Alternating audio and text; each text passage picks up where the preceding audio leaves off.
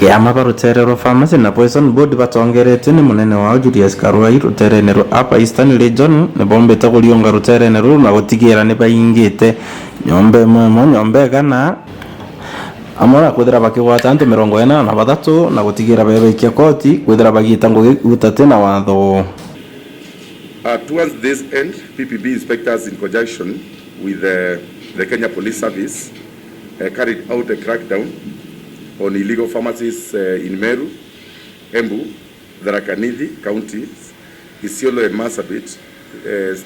Starting from, we started quite early enough on Sunday of this week, and we are not saying that actually we are adding it because it's a continuous activity, that we are leaving a team to continue in the ground in ensuring the follow-up of the premises that we have closed is enforced, equally with the inspectors from this region that is headed by Dr. Gadago here.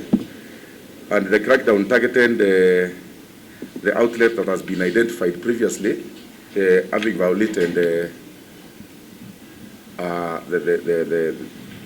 floated the rules, both the regulations of the GDP guidelines and the CAP 244. So far, a total of 100 premises have been closed, equally in this region, that is in the 5 counties of Upper Eastern. A closure means we have identified an illegality in one way or the other, and we have sticked our closure notices, and therefore means that these 100 premises are already set for the next activity now. Starting from today onwards is now our business.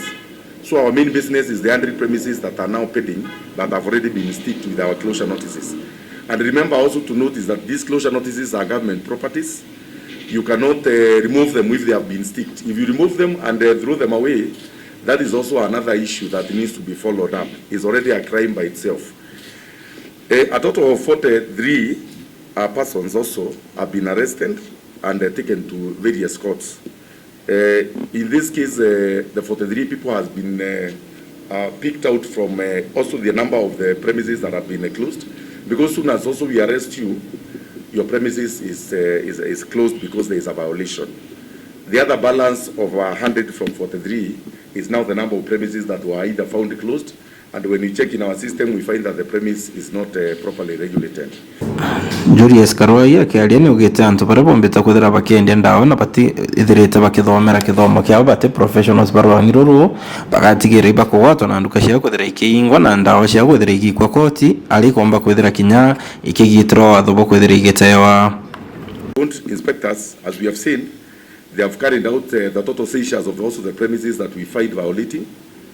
If somebody runs away, leave his premises, we pick all the medicines and take them to court for disposal under, and we have managed that.